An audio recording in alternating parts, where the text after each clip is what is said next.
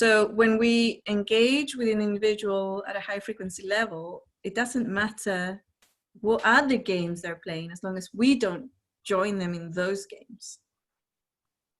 So the split is more to do with, I will only engage with you at this high frequency on my terms, right? A high frequency way, and our connections are going to be high frequency, and they're not going to be low frequency. So I have an example with Diana, Larry's mom.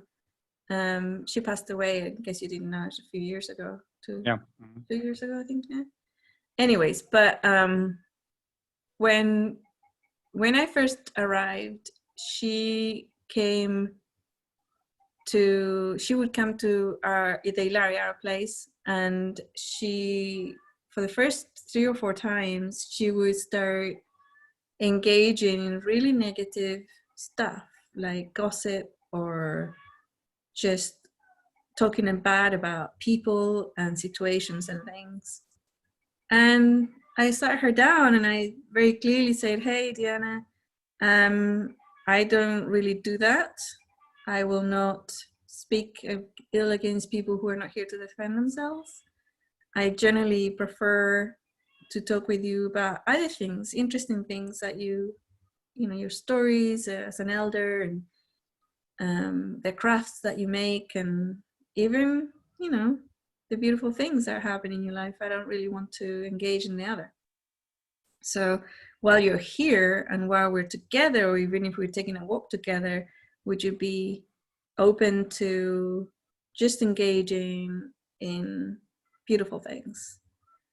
And she said, yeah, I think I can do that.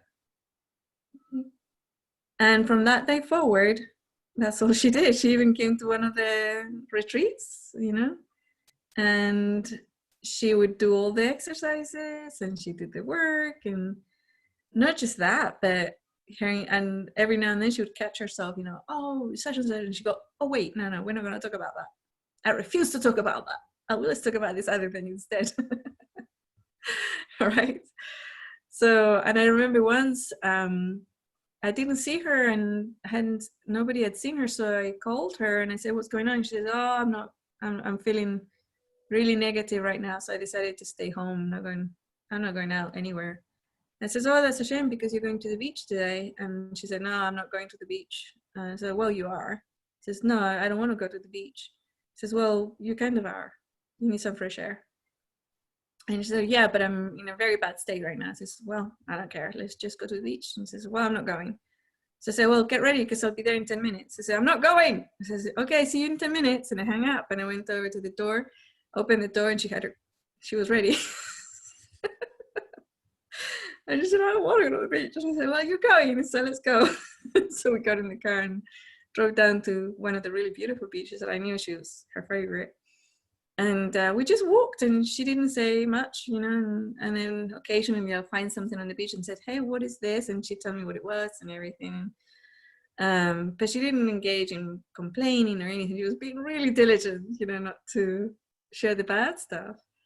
And eventually, you know, she started giggling, and eventually she started laughing, and eventually her posture went up, and I said, okay, let's go home now. And took her home, and she got out of it. You know, and one of her friends, on the way there, one of her friends saw me, and she said, oh, you're going to Diana? I said, yeah.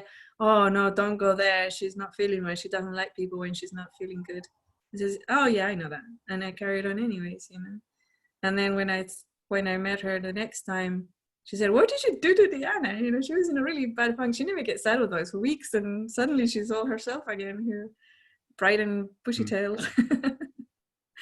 So it's the level of engagement, and it wasn't a savior energy. I just couldn't be arsed that she was in a bad state. I wanted her to go to the beach, and it was also a body elemental thing, right? Her body elemental was screaming for fresh air and sea air and all that.